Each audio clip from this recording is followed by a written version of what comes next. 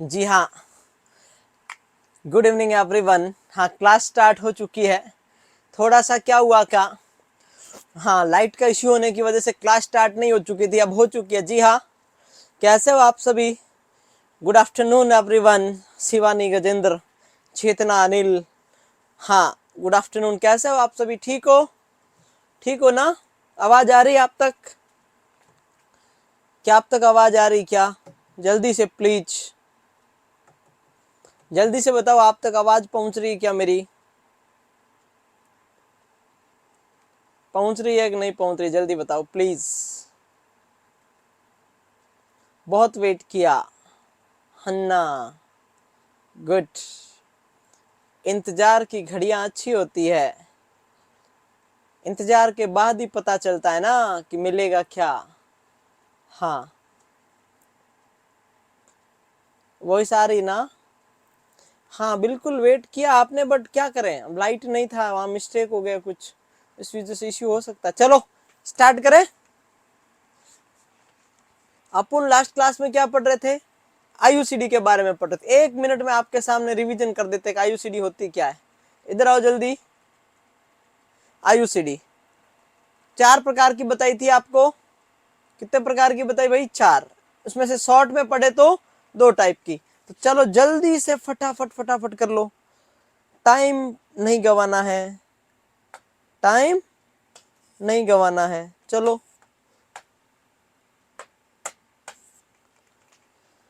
Intra uterine contraceptive device 2 प्रकार की, एक नॉन मेडिकेटेड, दूसरी मेडिकेटेड। नॉन मेडिकेटेड का मतलब क्या था? Lips loop. लिप्स लूप का मतलब डबल एस शेप। इसका दूसरा नाम ग्रिफिनबर्ग रिंग। सेकंड जनरेशन कॉपर वाली।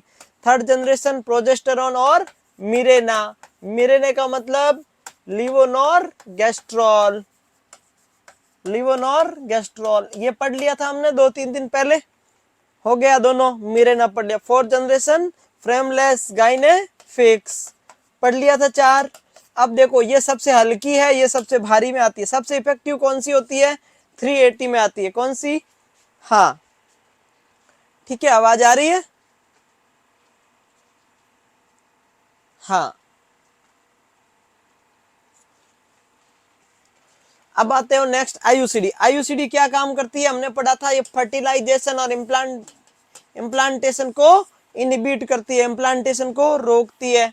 फिर हमने पढ़ा फर्स्ट जनरेशन का नाम क्या है? लिप्स लूप है। कैसी होती है? Spring shape. कितने प्रकार की होती है? A B C D. बड़ी कौन सी होती है? डी। इसके ऊपर कौन सा रेडियो ओपेक पाया जाता है? बेरियम सल्फेट, एक्सरे से देखने के लिए। उसके बाद हमने पढ़ा था सेकंड जनरेशन में क्या है? कॉपर है। 203 साल, 220 होती है तो वो 4 साल, 380 है 10 साल। सबसे इफेक्टिव ये होगी 3 और ये होगी 5 साल। हमने इस चारों की इमेज देखी थी, आपको याद हो तो? सबकी इमेज देखी थी हमने, ये पड़ी इन चारों की इमेज। 2 375 380 मोस्ट इफेक्टिव बोलते हैं, और ये थर्ड जनरेशन है, इसको मिरेना बोलते हैं, लिवोनोगेस्ट्रॉल। इसका इमेज याद करना और इसका इमेज याद करना, 2 इमेज याद करना। याद हो गया था आपको? पढ़ लिया था। इसके बाद थर्ड जनरेशन, और फिर आती है अपनी कैसे कैसे यूज करती है फोर्थ जनरेशन। अब आता है टाइमिंग ऑफ इंसर्जन, जिसमें आपको बताया था पहले 10 दिन में या फिर पीरियड्स अवर होने के 2-3 दिन बाद। सेम ही बात है, पहले 10 दिन में। और इसके बाद में हमने पढ़ा था आइडियल कैंडिडेट। आइडियल कैंडिडेट कौन है? जिसके एक बच्चा है, एक चाइल्ड है, जिसको कोई एक्टोपिक की हिस्ट्री नहीं है, एक्टोपिक हिस्ट्री नहीं है, पेल्विक इन्फ्लामेटरी डिजीज नहीं है, मेंस्ट्रुएशन साइकिल नॉर्मल है, एक सेक्सुअल पार्टनर है, और willing to check IUD tail. इतनी बातें। अब उसके बाद में क्या एडवांटेज है? रोजाना का मोटिवेशन नहीं चाहिए, लंबे समय तक होती है, और रिवर्सिबल होती है, और सस्ती होती है। Disadvantage, most common side effect क्या है? ब्लीडिंग है, एक्टोपिक प्रेगनेंसी का रिस्क रहता है। हाँ, फेलियर रेट, HWI का मतलब होता है 100 वुमेन ईयर, जो कि हम लोग पढ़ चुके हैं। अब आता है आज कॉन्ट्रा इंडिकेशन। अब यहां से स्टार्ट करेंगे। कॉन्ट्रा इंडिकेशन किस में? इधर आइए, जल्दी से आइए। कॉन्ट्रा इंडिकेशन किस में? फटाफट। क्या कॉन्ट्रा इंडिकेशन है? जिसको लगता है कि प्रेग्नेंट है फीमेल, क्या उसमें देंगे? उसमें बिल्कुल नहीं देंगे। अगर लगता है कि फीमेल प्रेग्नेंट है उसमें देंगे क्या, उसमें किसी भी हालत में नहीं देंगे। पेल्विक इन्फ्लामेटरी डिजीज या हिस्ट्री ऑफ एक्टोपिक प्रेगनेंसी पहले हो रखी है तो क्या उसमें देंगे, नहीं देंगे। Female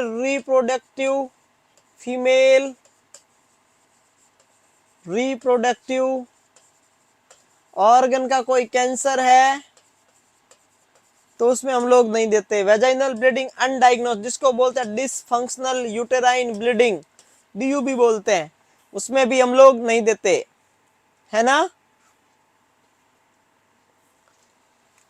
diabetes, Wilson disease, breast cancer 6 week के बाद हो सके तो अवॉइड ही करना चाहिए, हो सके तो अवॉइड ही करना चाहिए।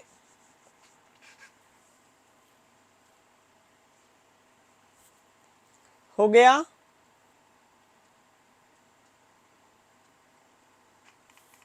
अब आता है साइड इफेक्ट। नुल्ली पैरा, जिसको एक बार भी वायबिलिटी पीरियड को क्रॉस नहीं किया उसको क्यों देंगे, देने का सवाल ही नहीं है, क्योंकि अभी तक एक भी बच्चा नहीं है। वायबिलिटी पीरियड को क्रॉस नहीं किया इसका मतलब अभी तक एक भी बच्चा नहीं है, क्योंकि उसमें एक बच्चा तो चाहिए। अब आता है side effect. Most common side effect is bleeding.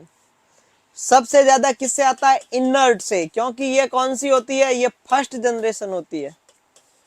कौन सा जनरेशन होती है, ये फर्स्ट जनरेशन होती है। तो सबसे ज्यादा किससे आएगा, इसी से आएगा। Pain is second most common side effect, infection is third most common side effect. Sign और सिम्टम, अगर इन्फेक्शन हो जाए तो पहले इस दो को समझो फिर तीसरे को समझाना पड़ेगा।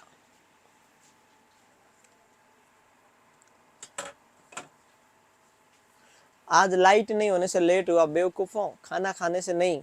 चेतना कुछ ही बोल रही है, बेवकूफ कुछ भी बोल रही है। आपको लगता है मैं खाना ज्यादा खाता हूँ, आपको कहीं से लगता है मेरे शरीर से मैं खाना खाता हूँ, बेवकूफों बात करते हो।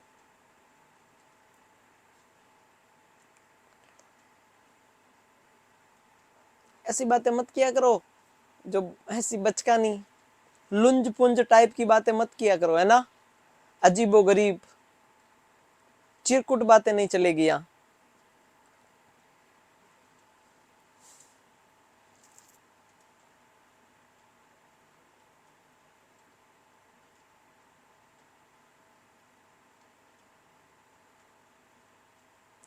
खर्च करने से पहले कमाया करो, खर्च करने से पहले कमाया करो। क्या बोलना है ये थोड़ा सोचा समझा करो, क्या बोलना है आप सोचा समझा करो। जिंदगी खुद ही खुद समझ में आ जाएगी। अगर बारी से हो तो पतंगे उड़ाया करो, अगर बारी से हो तो पतंगे उड़ाया करो। स्वयं से दूर हो तुम भी, स्वयं से दूर हैं हम भी। बहुत मगरूर हो तुम भी, बहुत मगरूर हैं हम भी।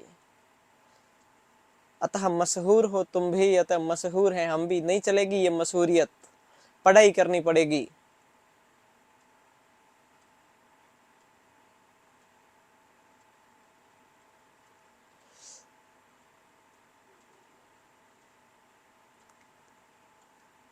समझे आप। अब देखो मोस्ट कॉमन साइड इफेक्ट क्या है, most common side effect is bleeding है। क्या है जी, ब्लीडिंग है।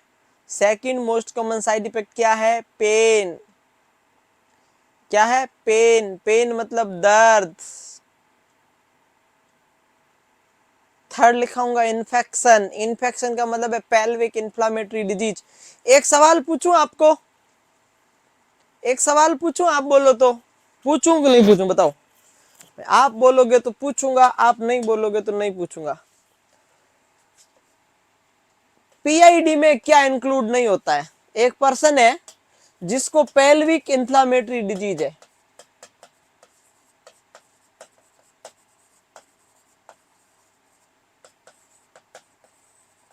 Not included in PID, not included in PID. क्या हुआ, नॉट इंक्लूडेड इन पीआईडी।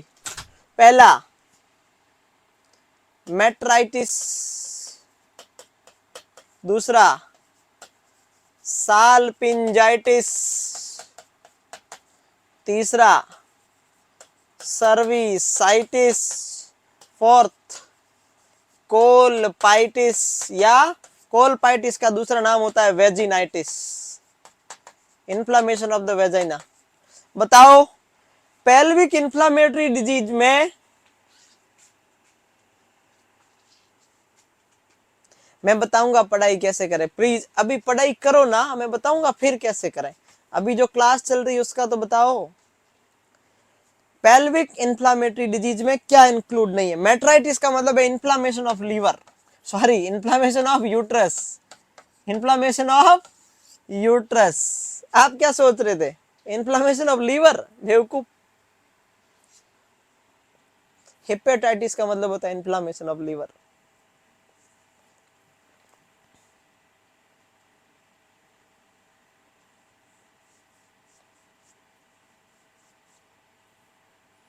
बताओ।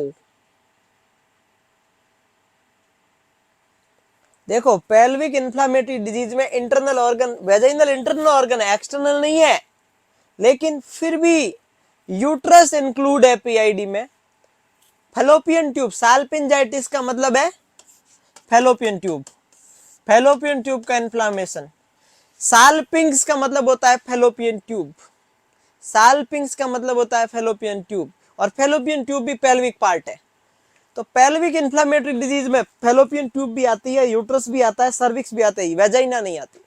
वेजाइना पीआईडी में इंक्लूड नहीं है, लेकिन वेजाइना इंटरनल जेनिटल ऑर्गन है, एक्सटर्नल नहीं है। यह भी एक सवाल याद रखना।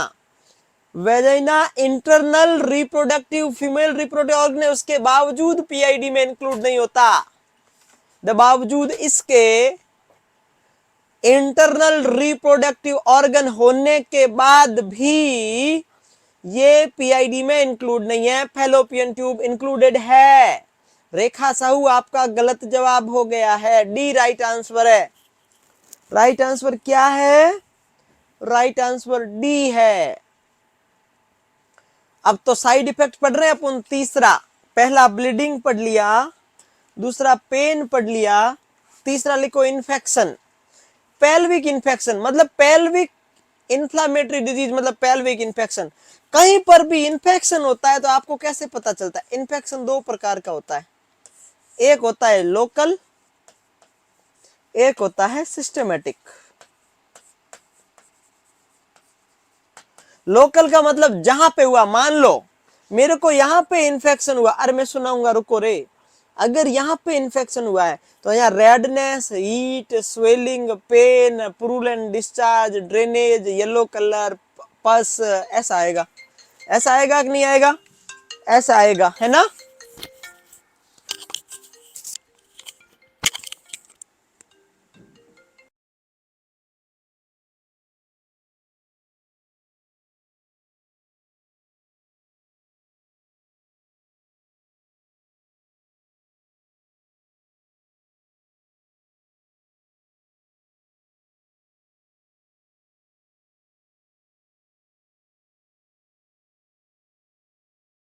बट आप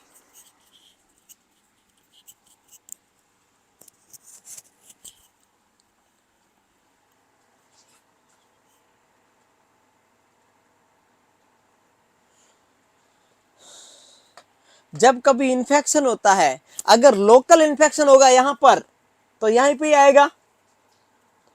सिस्टमेटिक का मतलब पूरी बॉडी में इन्फेक्शन हो जाना, तो फीवर आएगा, कंपी होगी, जिसको हमारी भाषा में धूजनी बोलते हैं। क्या बोलते हैं? धूजनी बोलते हैं।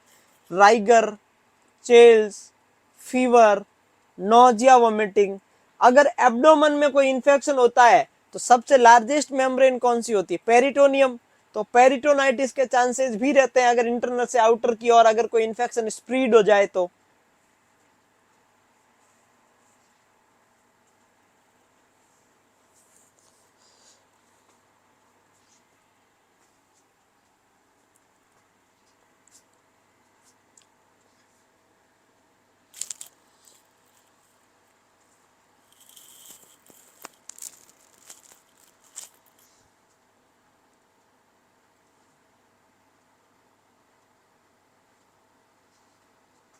हो गया।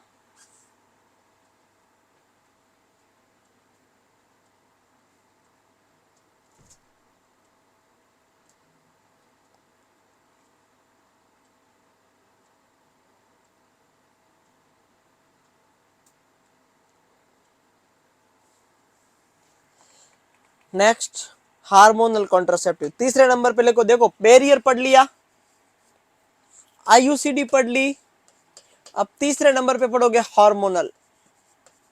कौन सा पढ़ेंगे? Hormonal contraceptive. हेडिंग लगाओ हार्मोनल कॉन्ट्रासेप्टिव, फटाफट लिखो hormonal contraceptive.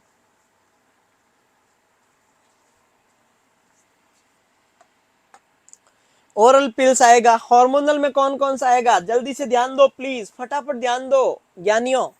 Oral pills, oral contraceptive पिल कंबाइंड, जिसके अंदर ही आएगा एस्ट्रोजन प्लस प्रोजेस्टेरॉन। एक आएगा पीओ, ओनली प्रोजेस्टेरॉन, जिसको बोलते हैं लैक्टेशन पिल, क्योंकि इसको लैक्टेशन में भी दे सकते हैं। इसको बोलते हैं मिनी पिल, ये छोटी सी टेबलेट होती है, इसलिए इसका नाम दे दिया मिनी पिल। लैक्टेशन में इसको दे सकते हैं, इसको नहीं दे सकते। प्रोजेस्टेरॉन ओनली पिल। एक आएगा पोस्ट कोइटल पिल, जिसको बोलते हैं अनवांटेड, जिसको बोलते हैं अनवांटेड 72 mg, अनवांटेड 72 आवर्स, एक मंथ में एक बार लेने वाली। एक मेल पिल डेप्यूट फॉर्मेशन, ये इंजेक्शन है, ये भी हार्मोनल इंजेक्शन है। इंजेक्शन हार्मोनल है, ये दो प्रकार के होते हैं। तो हम इसके बारे में, हार्मोनल में क्या क्या आया? टैबलेट, एस्ट्रोजन और प्रोजेस्टेरॉन दोनों, only progesterone, emergency post coital unprotected coitus act के बाद में लेने वाली tablet, depute formation, that's called injection hormonal.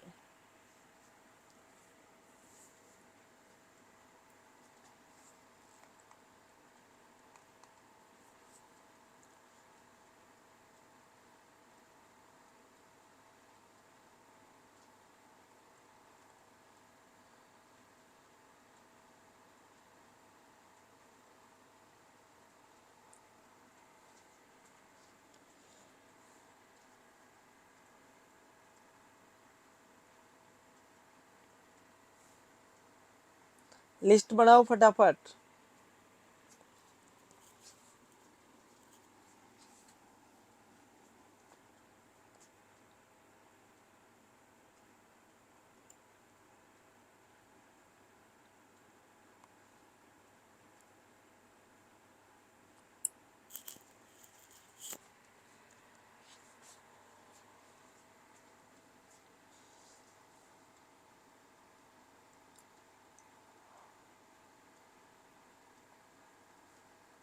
Done. Next अब लिखो स्टेरॉइड। स्टेरॉइड का मतलब हार्मोनल, सारे ओसीपी क्या है? हार्मोनल ही है। तो सबसे पहले हेडिंग लगा लो ओसीपी, ओरल कॉन्ट्रासेप्टिव पिल। लिखो ओरल कॉन्ट्रासेप्टिव पिल।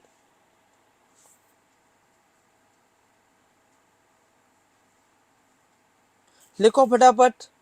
ये मोनोफेजिक होती है, सेम अमाउंट ऑफ एस्ट्रो दो प्रकार की होती है, एक होती है बाइफेजिक, एक होती है मोनोफेजिक। मोनोफेजिक का मतलब एस्ट्रोजन सेम अमाउंट का पर डे दिया जाता है। इसमें पहले 21st डे सेम अमाउंट का एस्ट्रोजन दिया जाता है, इसमें एस्ट्रोजन और प्रोजेस्टेरॉन दोनों सेम अमाउंट का दिया जाता है। ये ड्रग क्या काम करती है? That's NORCET question. Hormonal contraceptive oral, ये कौन सी है? ओरल है। हार्मोनल ओरल कॉन्ट्रासेप्टिव ओवुलेशन को रोकती है। इसका मतलब ये ऐसा हार्मोन को रोकेगी जिससे मैच्योर ओवम रिलीज ही नहीं होगा, इसीलिए सबसे ज्यादा इफेक्टिव है। Most effective after terminal method is OCP, क्योंकि ये ओवुलेशन ही नहीं होने देती। ओवुलेशन नहीं होगा तो प्रेगनेंसी कहां से होगी? तो किसको रोकती है? Inhibit ovulation. कैसे? हाइपोथैलेमस, पिट्यूटरी और ओवेरी एचपीओ एक्सिस में ऐसा हार्मोन रेगुलेट करती है जिससे ओवुलेशन नहीं हो पाता है।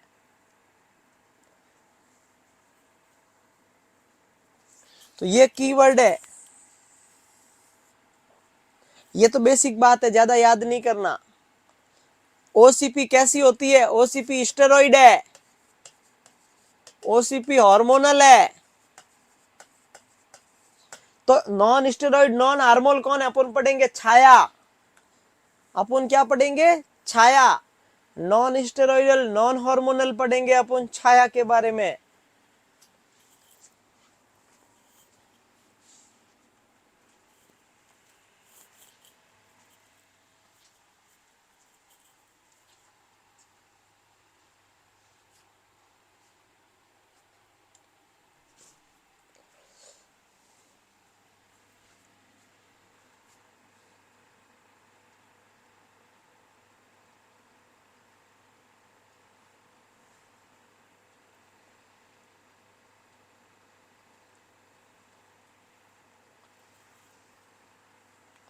हाँ, अंतरा वंतरा सब पढ़ा दूंगा, रुको पहले इधर ध्यान दो।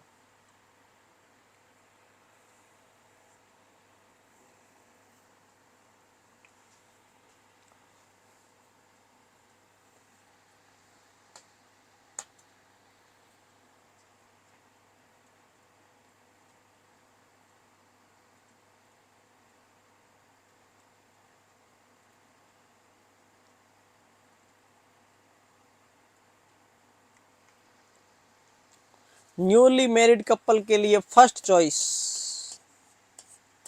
किसके लिए? न्यूली मैरिड कपल के लिए the first choice is, newly married couple के लिए फर्स्ट चॉइस क्या है?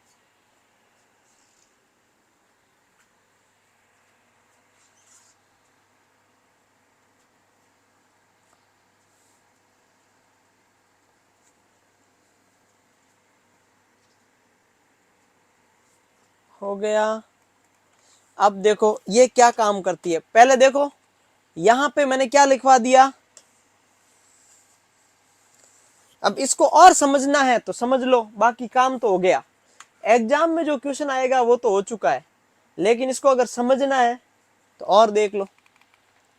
ये क्या करती है? एंडोमेट्रियम का हाइपोप्लेजिया करवाएगी। सर्वाइकल म्यूकस क्या हो जाएगा? थिक हो जाएगा। सर्वाइकल म्यूकस क्या हो जाएगा? थिक हो जाएगा।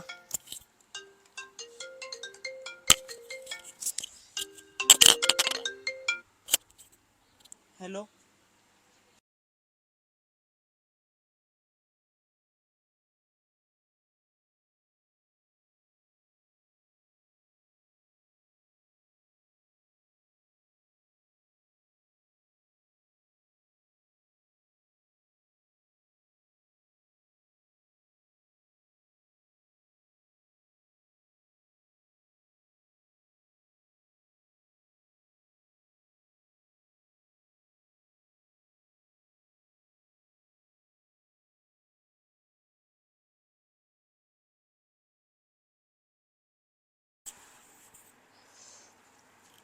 यहां पे क्या क्वेश्चन बन सकता है जो बहुत काम का है?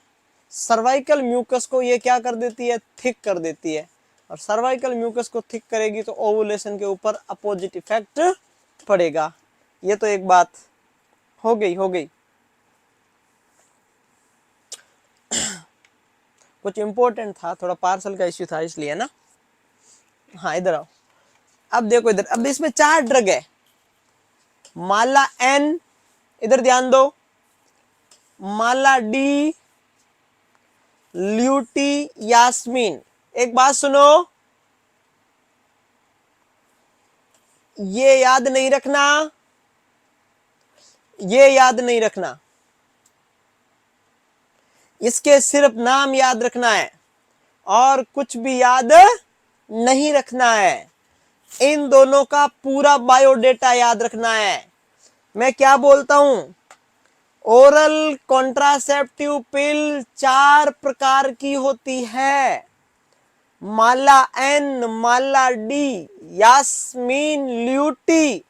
इसके सिर्फ नाम याद कर लो, हो गया। अंदर कुछ भी नहीं पढ़ने का। हो जाए तो ठीक, सॉरी, हो जाए तो ठीक है, नहीं हो तो और भी ठीक, लेकिन इसका याद करना पड़ेगा, एग्जाम में आएगा। अब सुनो, आप लोग आशा को जानते हो? आशा को जानते हो आप लोग? जी जानते हैं। आशा यही बांटती है, accredited social health activist free of cost कौन सी देती? सुनो, माला एन और माला डी में डिफरेंस क्या, कौन बताएगा मुझे? माला एन और माला डी में क्या डिफरेंस है, कौन बताएगा? देखो, माला एन में भी ये इतना होता है, इसमें भी ये इतना होता है। माला डी में इथाइल एस्ट्राडियोल मतलब एस्ट्रोजन 30 mcg होता है, इसमें भी 30 mcg होता है। फिर डिफरेंस क्या है बाबू? फिर डिफरेंस क्या है?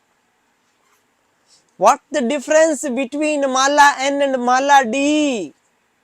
बताओ बताओ, क्या डिफरेंस है?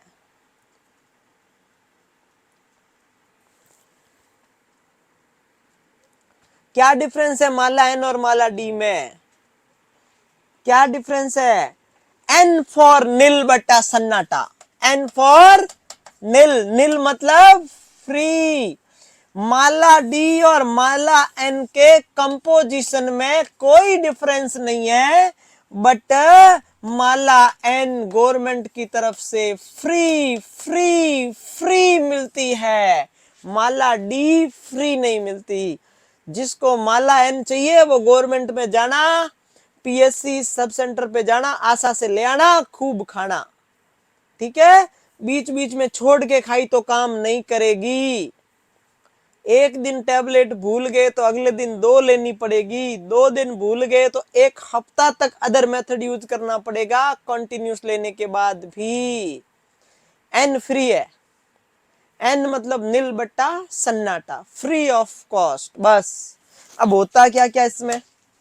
इसमें होता है लिवोनॉर गैस्ट्रेल 0.15 mg, दूसरा एथिनाइल एस्ट्राडियोल 30 mcg, दूसरा क्या है लिवोनॉर गैस्ट्रोल 0.15 mg सेम, इथानॉल एस्ट्राडियोल का मतलब 30 mcg। इसको प्रोजेस्टेरॉन बोलते हैं, इसको एस्ट्रोजन बोलते हैं, इसको एस्ट्रोजन बोलते हैं, इसको प्रोजेस्टेरॉन बोलते हैं। लिवोनोगेस्ट्रॉल का मतलब प्रोजेस्टेरॉन बोलते हैं इसको। समझ गए? याद रहेगा आपको?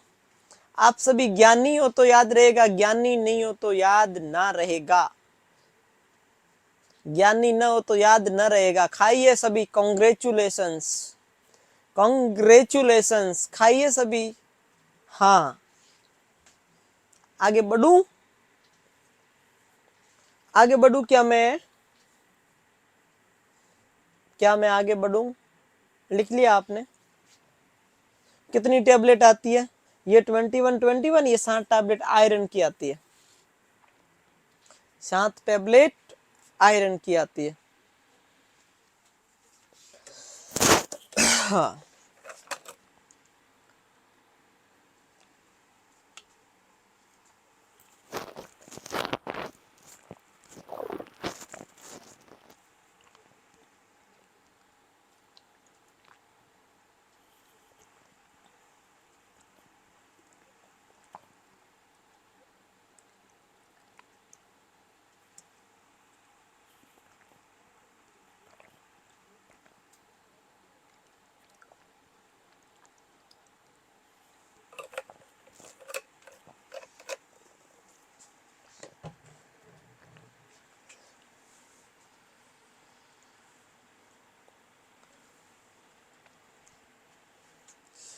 फ्री ऑफ कॉस्ट है, पता नहीं क्यों है, गवर्नमेंट की स्कीम है, मैं क्या कर सकता हूँ, फ्री है।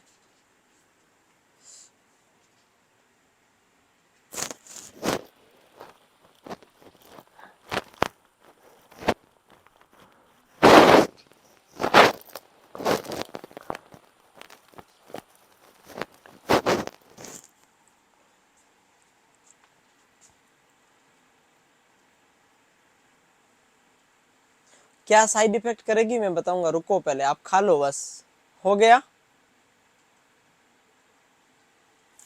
हाँ, बाद में लिखते रहना। अब देखो, ये लिखना नहीं है क्या, इसमें एक ही लाइन काम की है। कौन देता है? Ministry of health and family welfare, मतलब हेल्थ डिपार्टमेंट ऑफ इंडिया के द्वारा, मिनिस्ट्री ऑफ हेल्थ के द्वारा माला एन और माला डी, दो प्रकार की टेबलेट, जिसके अंदर माला एन फ्री ऑफ कॉस्ट है। इसमें क्या पढ़ना, ये ऐसी टेबलेट होती है ऐसी। क्या इफेक्ट करेगी अभी बताऊंगा। अब लिखो, ये करती क्या है, प्रोजेस्टेरॉन एलएच का न ज्यादा नहीं आने देगी, एलएच नहीं आएगा तो ओवुलेशन नहीं होगा।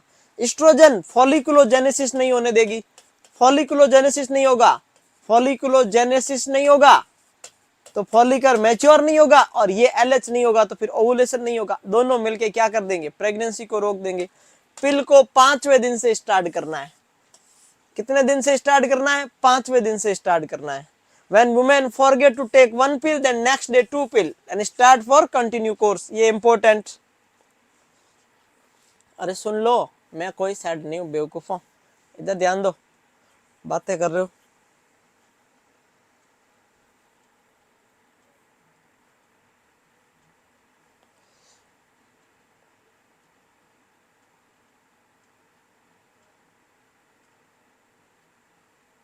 मैं कहा माइक के पीछे पड़ा हूं।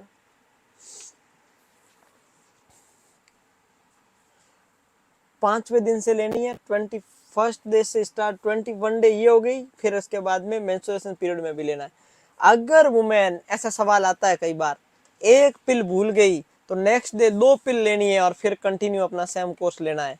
अगर वो 2 पिल कंटिन्यू भूल गई, 2 दिन भूल गई, तो उसको फर्स्ट वीक तक 2 पिल लेना है और 2 pill of the each of the next 2 days, और फिर फिक्स शेड्यूल को फॉलो करना है, और 7 दिन तक कोई बैरियर मेथड यूज करना है। एक्स्ट्रा प्रोटेक्शन का मतलब कोई बैरियर मेथड यूज करना है। अब इसमें ऐसा कहीं नहीं लिखा है, इसमें ऐसा कहीं नहीं लिखा है।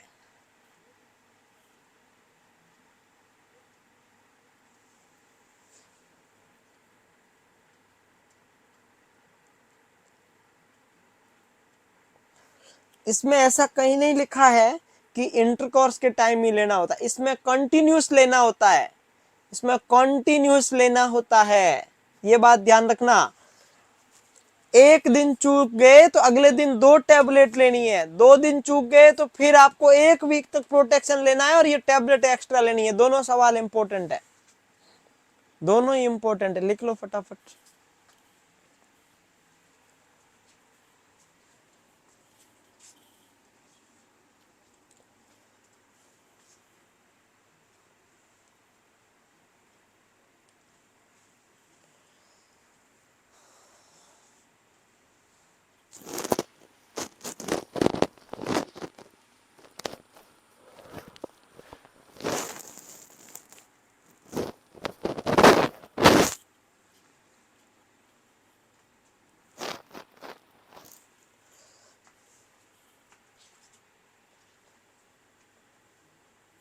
हाँ सेम टाइम 24 आवर से लेते हैं।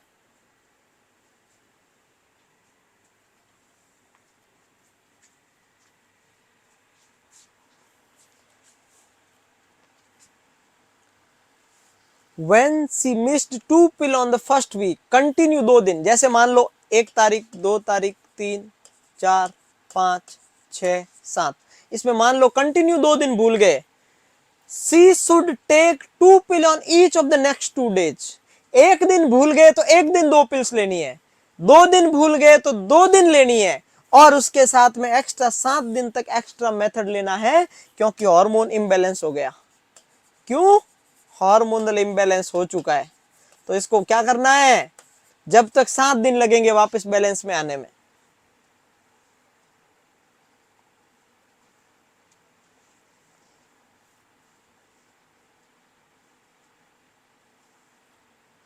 समझ आ गई बात।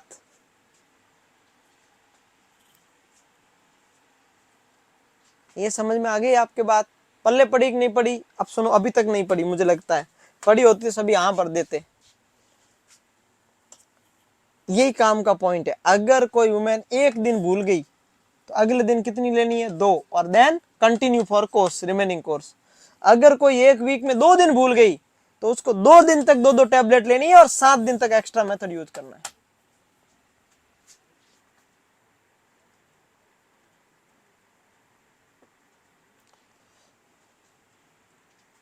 किसी भी वीक में भूल जाए, जिस वीक में भूल गए ना, उस 2 दिन तक आपको 2-2 टैबलेट लेनी है, अगर 2 भूल गए तो, और 7 दिन तक एक्स्ट्रा मेथड भी लेना है और 1 टैबलेट रोजाना लेनी है। ठीक है। अब आता है सम ड्रग। अब देखो मैं 3 पॉइंट लिख रहा हूं, यहां पर मैं 3 पॉइंट लिख रहा हूं, एक साथ लिख रहा हूं, आपको समझ में आ जाना चाहिए। मैं 3 पॉइंट, पहला पॉइंट क्या है, ये तो हेडिंग है, इसको तो भूल जाओ। कुछ ड्रग है, सम ड्रग्स।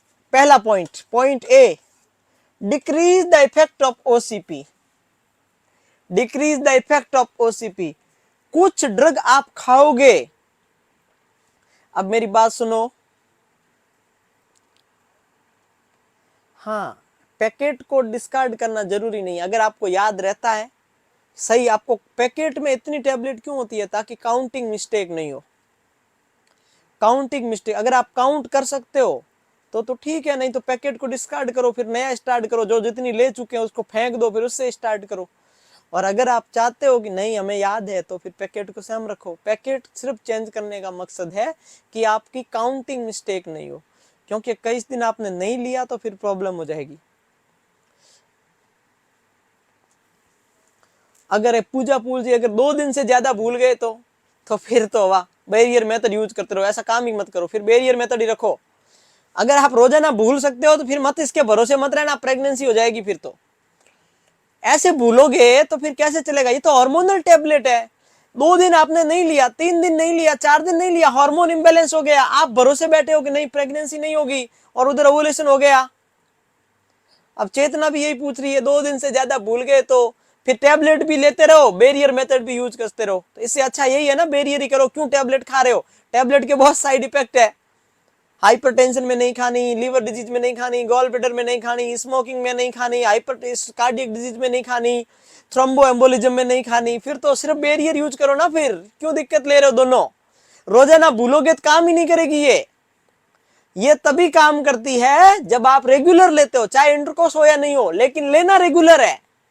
अगर आप रेगुलर नहीं लेते हो तो फिर तो लेना मत, कोई फायदा नहीं इसका। ठीक है, समझ गए। चलो इधर आओ।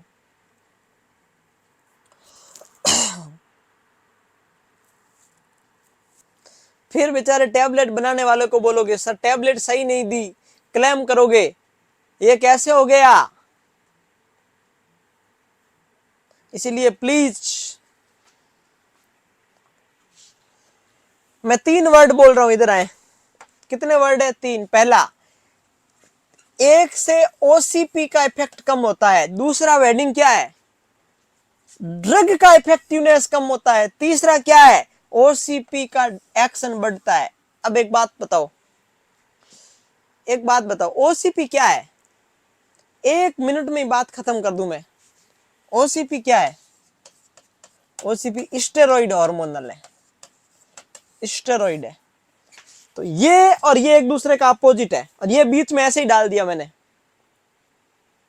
एक तो ये और ये, इससे ओसीपी की इफेक्टिवनेस कम होती है, इससे ओसीपी की इफेक्टिवनेस बढ़ती है। एक दूसरे के अपोजिट है, एक दूसरे के अपोजिट है। इधर आओ देखे। अब बताओ, स्टेरॉइड अगर हम खाते हैं, एंडोक्राइन सिस्टम पढ़ लिया आपको याद हो तो, अगर हम स्टेरॉइड खाते हैं तो ग्लूकोनियोजेनेसिस होता है, और ग्लूकोनियोजेनेसिस की वजह से हमारी बॉडी में हाइपरग्लाइसीमिया होता है। क्या होगा, हाइपरग्लाइसीमिया होगा कि नहीं होगा, आपको पता तो है।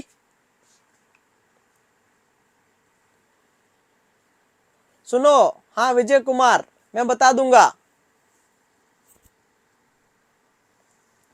आप पेशेंट रखो, आप थोड़ा सा अपने आप को, पेशेंट मत बनो, पेशेंस रखो, थोड़ा सा वेट करो, अभी बता दूंगा सभी।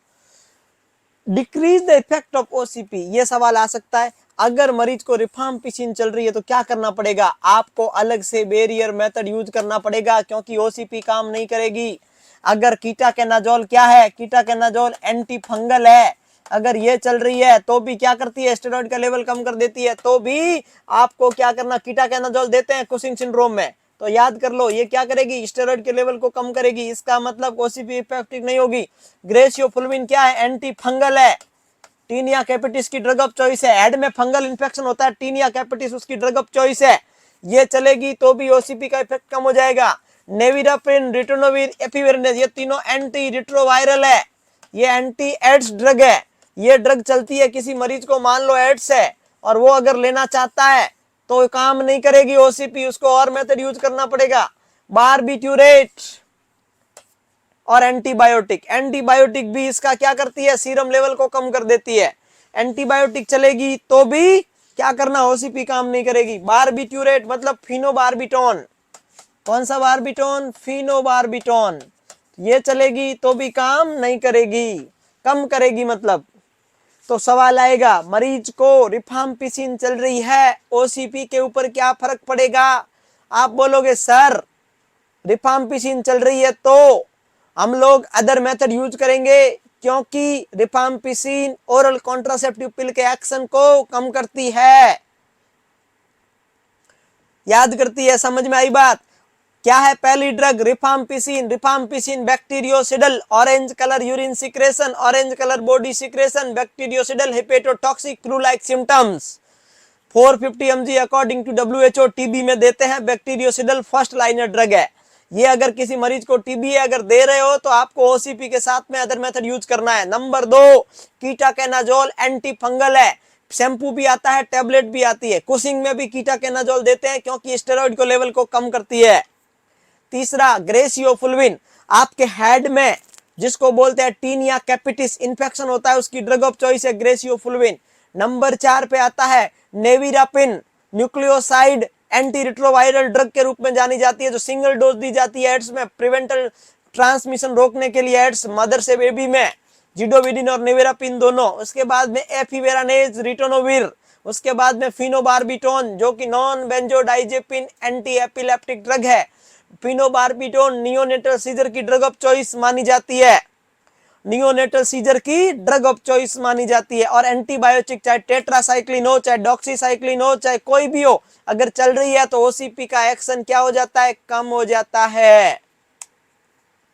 ठीक है, और सुनो, ये इसका अपोजिट मैंने क्या बताया, स्टेरॉइड क्या है, ओसीपी क्या है, ओसीपी स्टेरॉइड है। स्टेरॉइड क्या करता है, हाइपरग्लाइसीमिया करता है। तो बताओ, आप मरीज को स्टेरॉइड दे रहे हो और ओसीपी खुद भी स्टेरॉइड है, तो मरीज को स्टेरॉइड दोगे और तो ओसीपी का एक्शन क्या हो जाएगा, बढ़ जाएगा, ओसीपी का एक्शन बढ़ जाएगा। अरे सुनो, वापस सुनो, अगर पेशेंट को अगर आप स्टेरॉइड दोगे और मरीज को ऑलरेडी ओसीपी चल रहा है, ओसीपी का एक्शन बढ़ेगा कि नहीं बढ़ेगा, बढ़ेगा। क्यों बढ़ेगा, क्योंकि ओसीपी भी स्टेरॉइड और आप क्या दे रहे हो, स्टेरॉइड दे रहे हो। ठीक है, हाँ, हौले हौले से हवा लगती है। नेक्स्ट वन, बीटा ब्लॉकर, जिसके पीछे लोल लगता है, लेबेटालोल, मेटाप्रोलोल, अटेनोलोल, इसामालोल, नाडालोल, जो भी लोल लगता है उसमें क्या होता है, वो भी क्या करती है, ड्रग का एक्शन बढ़ाती है। डाइजेपाम, एमाइनोफाइलिन। आ गया समझ में, आ गया समझ में। जो एक्स्ट्रा चीजें होती है वो मैं फास्ट ही बोलता हूं, धीरे धीरे नहीं बोल सकता, बढ़ेगा। अब एक देखो, ये बीच वाला रह गया, इसमें कुछ याद नहीं हो तो एक याद कर लो बस, ये एक, बाकी छोड़ो। एक का ही मैं एग्जांपल दूंगा, बाकी का एग्जांपल भी नहीं दूंगा। सुनो, इधर आओ। स्टेरॉइड क्या करता है, हाइपरग्लाइसीमिया करता है। मरीज को मान लो डायबिटीज मेलाइटिस है और आपने ओसीपी दिया, तो ओसीपी पहले मान लो एक टैबलेट चल रही थी, कोई भी ओरल हाइपोग्लाइसेमिक ड्रग चल, इधर ध्यान दो, फिर बातें करोगे समझ नहीं आएगा, बेवकूफों, इधर ध्यान दो।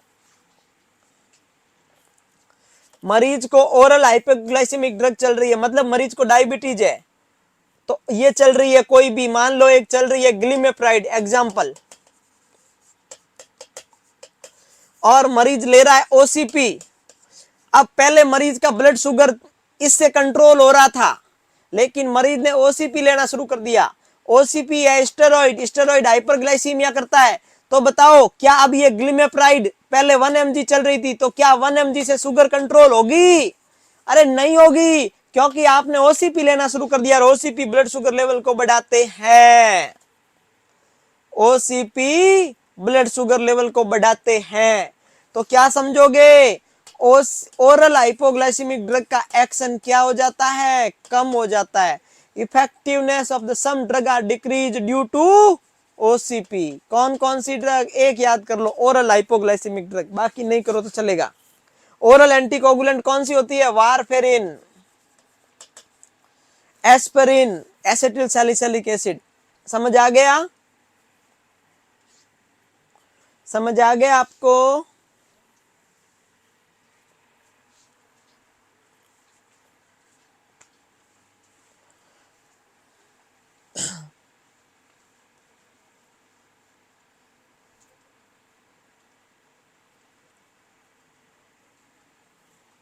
लिखो फटाफट।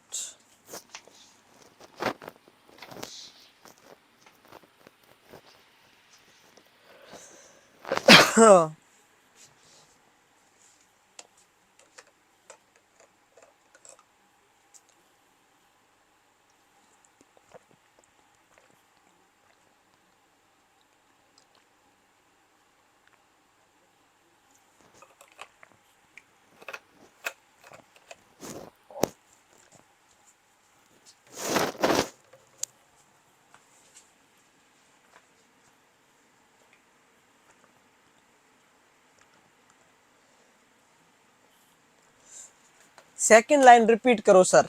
अरे मरीज को डायबिटीज है, तब भी तो ओरल हाइपोग्लाइसेमिक ड्रग चलेगी, इतना तो समझते हो। डायबिटीज में आप डायबिटीज में शुगर कम करने वाले ड्रग किस में देते हो? डायबिटीज में देते हो, इतना तो पता है ना सबनम, इतना तो पता है।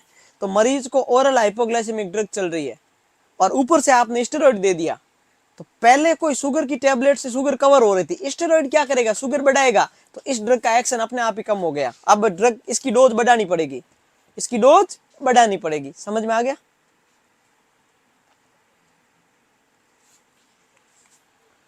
चलो, बेनिफिट ऑफ ओसीपी लिखो फटाफट। ओसीपी क्या करती है?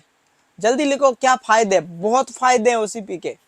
पहला, इसका फेलियर रेट 0.1% है ओनली। ये मेंस्ट्रुएशन साइकिल को रेगुलेट करती है, क्योंकि ये हार्मोनल है। जब कभी मेंस्ट्रुएशन साइकिल नॉर्मल नहीं होता तो भी डॉक्टर क्या देते हैं? एस्ट्रोजन प्रोजेस्टेरोन की टैबलेट देते हैं।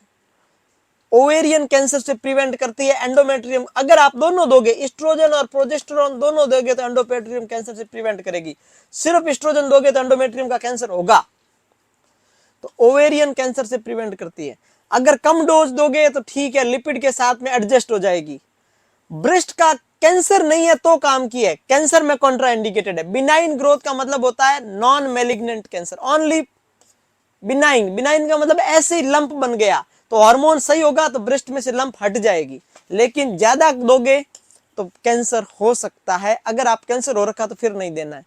लो डोज ठीक दे सकते हैं, बिनाइन ब्रेस्ट कैंसर में दे सकते हैं। ओवेरियन कैंसर को प्रिवेंट करती है, मोस्ट इंपॉर्टेंट, ओवेरियन कैंसर से बचाती है। मेंस्ट्रुएशन साइकिल को रेगुलेट करती है। फेलियर रेट 0.1% है ओनली।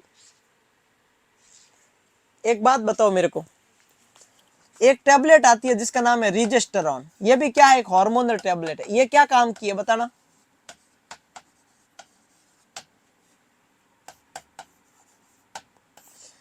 ये मेंस्ट्रुएशन साइकिल से रिलेटेड कोई टैबलेट है। जैसे एक क्वेश्चन, बेस क्वेश्चन आ जाए, मेंस्ट्रुएशन पीरियड को डिले करने के लिए, पोस्टपोन करने के लिए, ज्यादातर अपन इधर जो इंडियन कल्चर में रहते हैं, इंडियन कल्चर में ऐसा माना जाता है कहीं कहीं पर कि कुछ लोग जैसे मंदिर जाते हैं, मेंस्ट्रुएशन पीरियड्स होता है तो मंदिर नहीं जाते, नहीं जाते। तो मान लो कोई रिलीजियस फंक्शन है, मान लो मंदिर जाना है, मान लो कोई रिलीजियस प्लेस पे जाना है, ऐसा ऐसा होता है, अगर कहीं पे ऐसा मानो तो उसको पोस्टपोन करने के लिए हम लोग 2 से 3 दिन पहले रोजाना बीड़ी टैबलेट लेते हैं। जितना दिन पोस्टपोन करते हैं आप लेते रहो, जब बंद करोगे उसके अगले दिन पीरियड्स आ जाएगा। तो मेंस्ट्रुएशन साइकिल को पोस्टपोन करने के लिए यह टैबलेट दी जाती है। और भी रीजन हो सकते हैं पोस्टपोन करने के, मान लो किसी का एग्जाम है, क्योंकि किसी को जब पीरियड्स आता है तो पीएमएस होता है, प्री मेंस्ट्रुएशन सिम्टम्स, उसकी वजह से पेन होता है, बहुत ज्यादा लोअर एब्डोमिनल पेन होता है, बैक पेन होता है, थाई पेन होता है। तो एग्जाम के डिस्टर्बेंस ज्यादा होगा तो 2-3 दिन पोस्टपोन कर सकते हैं, जैसे एग्जाम। तो पीरियड को डिले करने के लिए यह टैबलेट दी जाती है जिसको बोलते हैं रिजेस्टेरॉन। आप जानते ही होंगे, है? तो ऐसा आ सकता है सवाल, मेंस्ट्रुएशन को डिले करने के लिए कौन सी टैबलेट दी जाती है? ये जिस दिन बंद करोगे उसके 2 दिन डेड 24 से 36 घंटे बाद में वापस पीरियड्स आ जाएगा।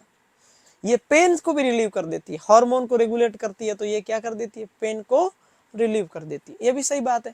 अब बहुत सारे रीजन, सिर्फ रिलीजियस रीजन नहीं है, रीजन एग्जाम हो सकता है, रीजन पर्सनल हो सकता है, रीजन प्रोफेशनल हो सकता है, रीजन ड्यूटी हो सकती है, रीजन जॉब हो सकता है, रीजन कहीं फंक्शन में जाना हो सकता है, कोई भी रीजन हो सकता है। कोई साइड इफेक्ट नहीं है ज्यादा, कंटिन्यूसली आप लेते रहते हो तो साइड इफेक्ट है, बार बार 1-2 बार 4 बार 5 बार 10 बार कोई साइड इफेक्ट नहीं है।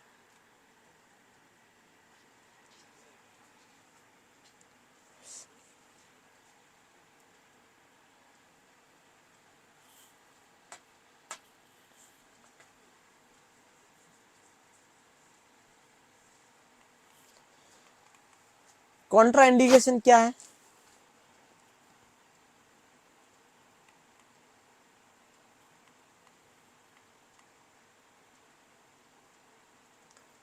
रिजेस्ट्रॉन नाम से आती है, नॉर्थ ईस्टेरॉन नाम से भी आती है, नॉर्थ ईस्टेरॉन। ये इसके कॉन्ट्रा इंडिकेशन है। क्या क्या कॉन्ट्रा इंडिकेशन है देखो, आप दिमाग लगाओ, इधर आओ, यहां से स्टार्ट करेंगे।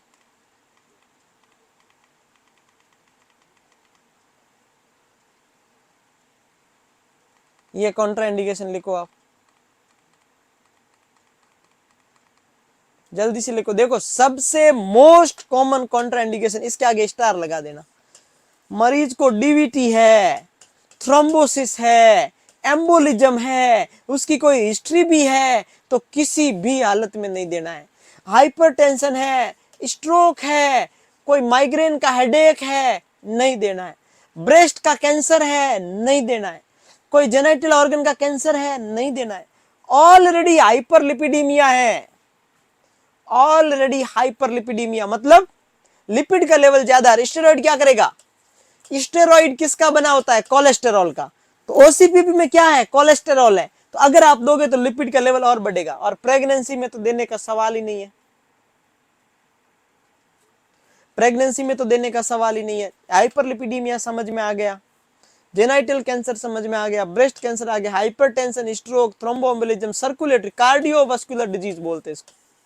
सर्कुलेटरी डिजीज का मतलब कार्डियोवास्कुलर डिजीज। नीचे लिख दो जॉइंटिस, नीचे लिख दो गॉल ब्लैडर डिजीज, नीचे लिख दो स्मोकिंग, ये भी लिख सकते हो आप।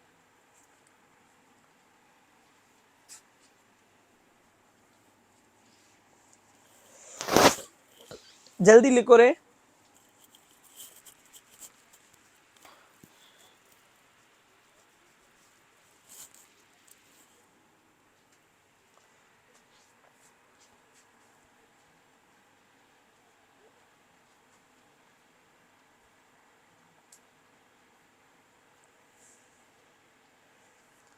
जल्दी लिखो।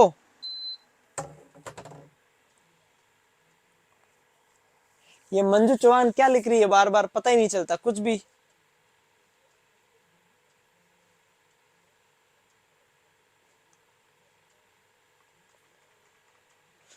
लीवर का कोई ट्यूमर है, जॉइंटिस है, ब्रेस्ट फीडिंग में नहीं देना ओसीपी 6 वीक से कम में, अनडायग्नोस, पता ही नहीं है ब्लीडिंग क्यों हो रही, जिसको बोलते हैं dysfunctional uterine bleeding.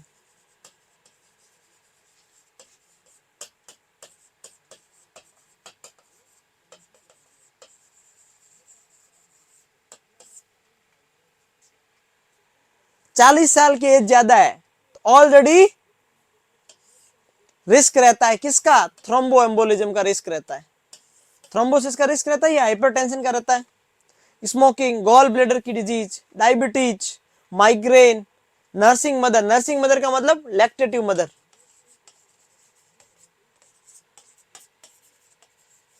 Lactating mothers. फटाफट लिखो, एक आधा सेकंड में करो पूरा।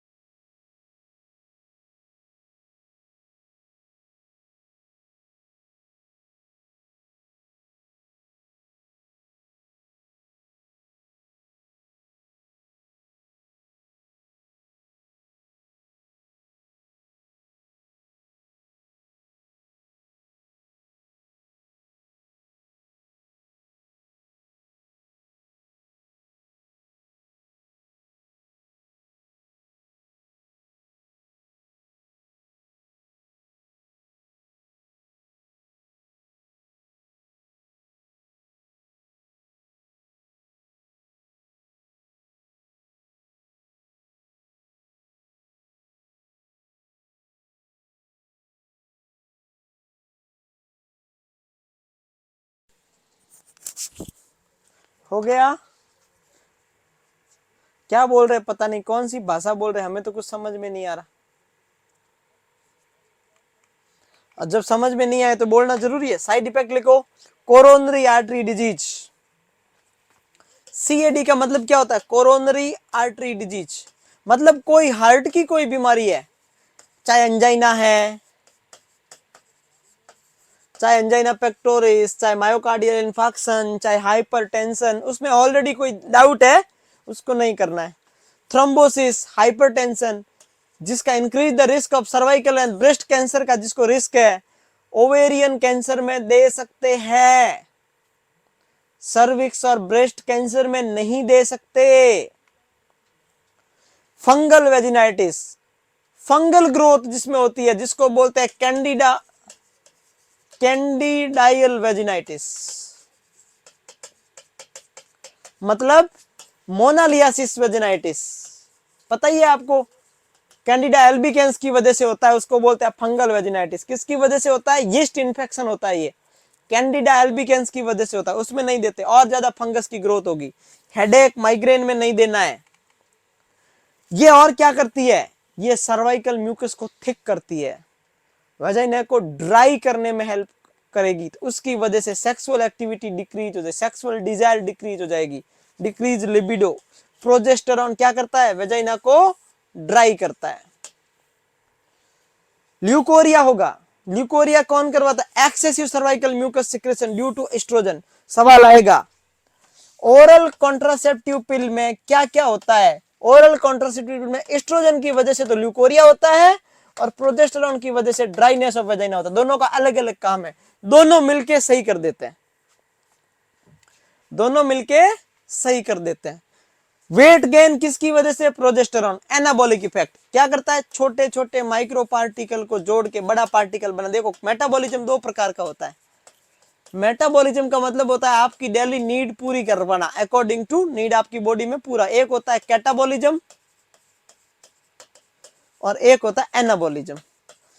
कैटाबॉलिज्म का मतलब है बड़े बड़े पार्टिकल का छोटे छोटे में टूटना। जैसे मान लो आपने रसगुल्ला खाया, मान लो आपने गुलाब जामुन खाया, अंदर जाके चूना बन जाता है उसका, उसको बोलते हैं कैटाबॉलिज्म। बड़े पार्टिकल का छोटे छोटे डाइजेस्टिव फॉर्म में टूटना, कैटाबॉलिज्म। एना का मतलब होता है छोटे छोटे पार्टिकल, बच्चा इतना सा था, 10 साल बाद इतना बड़ा, 20 साल बाद ऐसा हो गया, ये क्या हुआ? एनाबॉलिज्म हुआ। एनाबॉलिज्म का मतलब होता है स्टोर, तो स्टोर होगा तो क्या होगा? वेट बढ़ेगा ना, ठीक है, एनाबॉलिज्म। तो वेट गेन और डिक्रीज लिबिडो तो प्रोजेस्टेरॉन कराता है, ल्यूकोरिया कौन करवाता है? एस्ट्रोजन करवाता है। हो गया, हो गया क्लियर?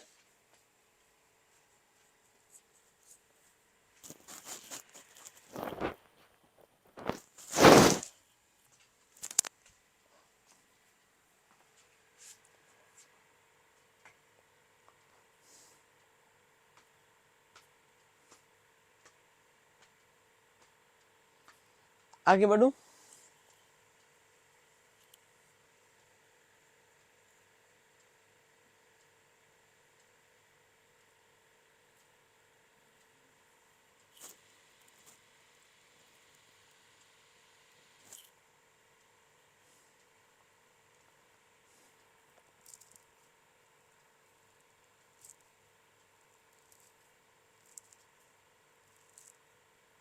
डन। अब सेकंड नंबर देखो, हार्मोनल कॉन्ट्रासेप्टिव में हमें सबसे पहले पढ़ा था ओसीपी। ओसीपी का मतलब है कंबाइंड, कंबाइंड का मतलब है एस्ट्रोजन प्लस प्रोजेस्टेरॉन। प्रोजेस्टेरॉन था लिवोनोगेस्ट्रॉल, एस्ट्रोजन था एथाइन एस्ट्राडियोल। 30 mcg 0.15 mg। अब आता है progesterone only pill, that's called mini pill, that's called micro pill, that's called lactation pill. कौन सी pill? Lactation pill, because of given in the lactation period. इसको lactation period में दे सकते हैं। पीजीएन का मतलब होता है प्रोजेस्टेरॉन, मैंने अभी बताया फिर भी, ठीक है। ये हो गया आपका प्रोजेस्टेरॉन। अब देखो, इसको फर्स्ट डे से ले सकते हैं मेंस्ट्रुएशन साइकिल के, लैक्टेटिंग वुमेन के लिए सुटेबल है, इसलिए इसको लैक्टेशन पिल बोलते हैं, क्योंकि इसमें एस्ट्रोजन नहीं होता। एस्ट्रोजन क्या करता है? ब्रेस्ट फीडिंग में अल्ट्रेशन डेवलप करता है। इसके अंदर लिवोनोगेस्ट्रॉल होता है, बस इतना ही लिख लो। या ये होगा, या नॉर्थ ईस्टरॉन होगा, या डेसगेस्ट्रॉल होगा, या मोनोगेस्ट्रॉल, कुछ नहीं, आप एक याद लिख लो, लिवोनोगेस्ट्रॉल 75 mcg होता है, बस बाकी वाले लिखो ही मत, सब एक ही है। इनके 4-5 फॉर्म है। प्रोजेस्टेरॉन या तो लिवोनो वाला होगा, या नॉर्थ ईस्टरॉन वाला होगा, या डेसगेस्ट्रॉल होगा, या नॉन गेस्ट्रॉल, आप एक लिख लो, बाकी कुछ मत लिखो। लिवोनोगेस्ट्रॉल 75 mcg होता है, मतलब इन चारों में से कोई एक होगा। सभी प्रोजेस्टेरॉन की फॉर्म है, प्रोजेस्टेरॉन की एक्टिव फॉर्म है बस। प्रोजेस्टेरॉन टैबलेट को हम लोग मिनी पिल, माइक्रो पिल और लैक्टेशन पिल बोलते हैं, क्योंकि ये टैबलेट, क्या पूछ रही है इसरत? कभी से पूछ रहा है, हाँ इसरत क्या पूछ रहा है बताना। इसको माइक्रो पिल बोलते हैं, इसको लैक्टेशन पिल बोलते हैं। क्यों बोलते हैं? क्योंकि इसके पीछे रीजन क्या है, क्योंकि इसको पोस्टपार्टम पीरियड में, लैक्टेशन पीरियड में दे सकते हैं। ये ब्रेस्ट फीडिंग में कोई अल्ट्रेशन नहीं करती, बस बात खत्म। साजिदा खातून बार बार एक ही क्वेश्चन पूछ, बता दीजिए हम लोग कैसे पढ़ाई करें प्लीज। मैं बता दूंगा, 1-2 क्लास रुको, आप बता दूंगा ना, अभी पढ़ रहे हैं वो, उसके लिए बीच में नहीं बता सकते ना 2 मिनट में, उसके लिए 15-20 मिनट चाहिए ना।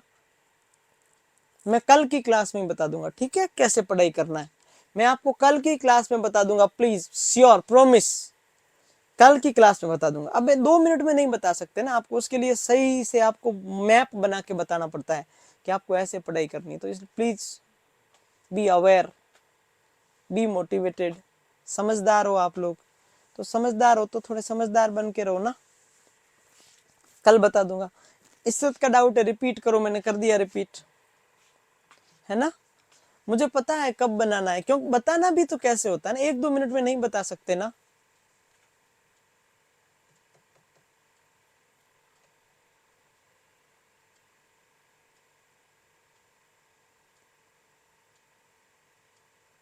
हाँ जी, बता दीजिए। अभी 2 मिनट में नहीं बता सकता ना, क्लास बची है 5 मिनट की। 5 मिनट में क्या आप सुन लोगे? क्या आपके पल्ले पड़ेगी? पढ़ने का पूरा सिस्टम होता है, कैसे क्या पढ़ना होता है ना। पढ़ते वैसे सभी हो आप, लेकिन अगर आप सुनोगे तो उसके लिए मुझे बोलने में भी तो टाइम लगेगा ना। मैं समझाऊंगा कैसे कैसे पढ़ना, उसमें भी तो टाइम लगेगा। ऐसे थोड़ी आप कुछ भी फेंके जाओ, कुछ भी बोले जाओ, ऐसा तो है नहीं, है ना। टाइम होता है, उसके लिए टाइम भी तो चाहिए, समझा करो।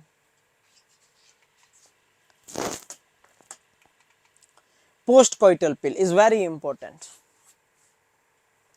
पोस्ट कोइटल का मतलब है intercourse after unprotected coitus act, after unprotected coitus act. Act के बाद में कितने घंटे तक ले सकते हैं? मैक्सिमम 72 आवर्स तक ले सकते हैं। जितना जल्दी लो उतना ही अच्छा है, जितना लेट लोगे उतना ही तकलीफ है। जितना जल्दी लोगे उतना बेनिफिट है, जितना लेट लोगे उतना ही डीमेरिट है, ड्रॉबैक है। सोच लो अब, 72 घंटे मैक्सिमम।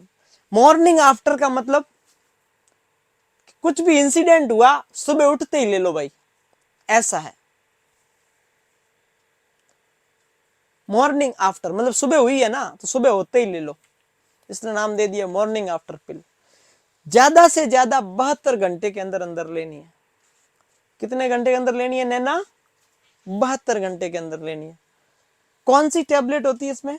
लिवोनोगेस्ट्रोल होती है। कितनी होती है? 0.75 mg। इसकी 2 डोज लेनी होती है। ज्यादातर 2 पर्सन एक डोज ही लेते हैं, लेकिन इफेक्शन चाहिए, 99% रिजल्ट चाहिए तो 2 डोज, एक अभी और सेकंड 12 घंटे बाद। लेकिन याद रहे दोनों डोज 72 घंटे से पहले पहले पूरी हो जानी चाहिए। ऐसा नहीं हो कि एक डोज 65 घंटे बाद ली है फिर उसके 12 घंटे बाद ली है, नहीं, दोनों डोज 72 घंटे से पहले पूरी करनी है। और गैप कितना है?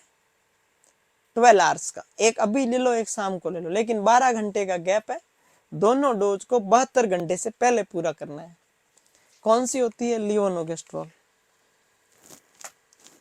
या तो ये ले लो या फिर इधर आओ, देखो इधर ध्यान दो, ओसीपी भी इमरजेंसी पिल का काम कर सकती है, लेकिन इसको डबल डोज देना पड़ेगा। और हाई डोज ओसीपी बोलते हैं जिसको। जो ओसीपी थी ना अपनी माला एन और Mala D, high dose OCP. Normal उसमें कितना होता है? 30 mcg होता है ना 30 mcg। इसमें क्या करना है? 50 mcg वाली कितनी टैबलेट? 2 टैबलेट 72 घंटे के अंदर। और कितनी लेनी है? 2 टैबलेट ओसीपी जिसके अंदर 50 mcg होना चाहिए एथाइनस्ट्राडियोल, 72 घंटे के अंदर अंदर लेनी है आफ्टर इंटरकोर्स। और 12 घंटे के अंदर दूसरी डोज लेनी है, वो भी 72 घंटे से पहले पूरी हो जानी चाहिए। मतलब डबल डोज होगी। 30 की जगह आप कितनी ले रहे हो? 100 ले रहे हो, तो टोटल डोज कितनी होगी? 3 गुना हो गई। नॉर्मली ओसीपी में कितनी होती है? 30। इसमें कितनी लोगे? 50 mcg की 2 टैबलेट, मतलब 100 mcg लोगे आप। तब कहीं जाके आपको अनप्रोटेक्टेड कोइटस एक्ट को प्रिवेंट करने में, प्रेगनेंसी को प्रिवेंट करने में काम होगी। नैना 50 mcg की 2 टैबलेट,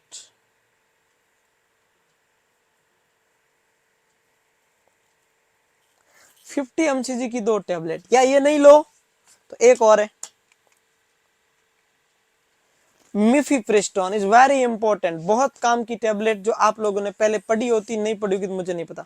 मिफिप्रिस्टोन जिसको RU48, इसको बोलते हैं एबॉर्टिफिशिएंट ड्रग बोलते हैं, also known as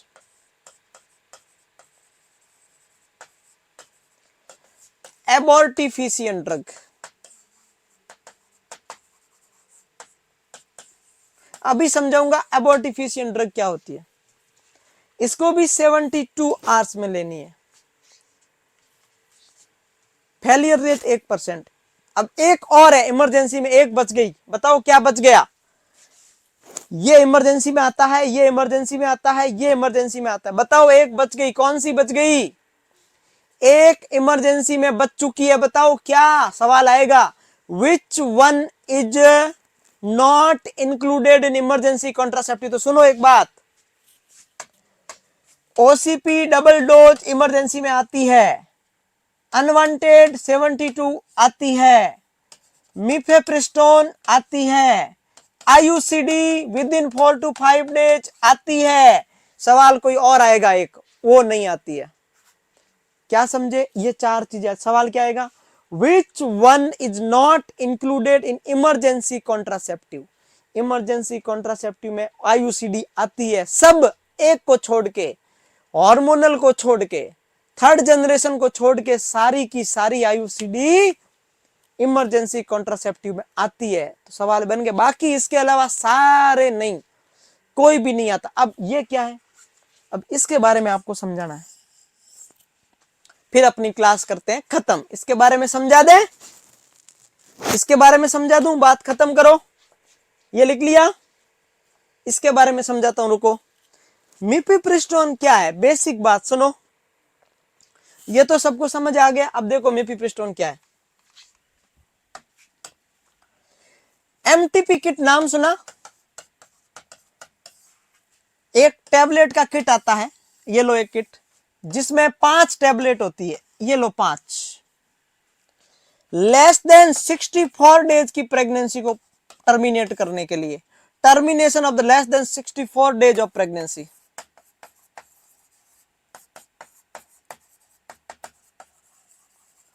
medical management है, क्या है, मेडिकल मैनेजमेंट। 64 दिन से कम की प्रेगनेंसी है, 9 वीक से कम की प्रेगनेंसी है,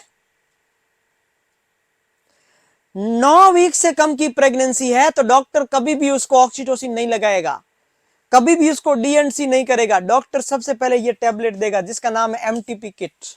एमटीपी किट में 5 टैबलेट होती है। एक होती है मिफेप्रिस्टोन, 4 होती है मीजोप्रिस्टोल, 1 2 3 4 मीजोप्रिस्टोल। मिफेप्रिस्टोन ओरल दिया जाता है, जैसे आज दे दी, ओरल दिया जाता है। उसके बाद में मीजोप्रिस्टोल 2 वेजाइनल, फिर इसके 24 घंटे बाद 2 वेजाइनल। कैसे देंगे सुनो, जैसे अभी दिया आज शाम को, मान लो टुनाइट ओरल, तो इसके 24 घंटे बाद ये 2, कल शाम को 2 इंट्रावेजाइनल, ये फिर 2 उसके 24 घंटे बाद 20 और आफ्टर फर्स्ट डोज इंट्रावेजाइनल। ये क्या करेगा, यूटेराइन कॉन्ट्रैक्शन करवाएगा। ये क्या करेगा, कॉन्ट्रैक्शन के बाद में सर्विक्स को डायलेट करवाएगा। 64 डे से कम की प्रेगनेंसी होनी चाहिए, पहली शर्त। ये मेडिकल मैनेजमेंट है, दूसरी शर्त। मिफेप्रिस्टोन ओरली दिया जाता है, और ये अनप्रोटेक्टेड कोइटस एक्ट के बाद भी, लेकिन डोज चेंज हो गई, यहां पर अलग है और वहां पर अलग डोज है। 5 टैबलेट का किट आता है, ये तो मैंने अलग बताया आपको। इसको बोलते हैं एबॉर्टिफिशिएंट ड्रग। एमटीपी किट का दूसरा नाम होता है एबॉर्टिफिशिएंट किट। हो गई एबॉर्टी, तो ये एबॉर्टिफिशिएंट ड्रग हो गई, हुई कि नहीं हुई। मिफिप्रिस्टोन 1, मीजोप्रिस्टोल 4। मिफिप्रिस्टोन क्या करता है, एक टैबलेट ओरल दिया जाएगा, ये 2 में इंट्रावेजाइनल दिया जाएगा। पहले ये फिर ये अलग पढ़ा दिया मैंने। और वो क्या है, मिफिप्रिस्टोन अनप्रोटेक्टेड कोइटस एक्ट के बाद भी दिया जाता है, जो कि क्या करेगा, फर्टिलाइजेशन को, इम्प्लांटेशन को प्रिवेंट करेगा। इसके बाद अपन पढ़ेंगे नेक्स्ट क्लास में। इसके बाद अपन क्या पढ़ेंगे, कंबाइंड हार्मोनल होती है कुछ टैबलेट है, वो अपन पढ़ेंगे कल की क्लास में, नेक्स्ट क्लास में। ठीक है, ओके, टेक केयर।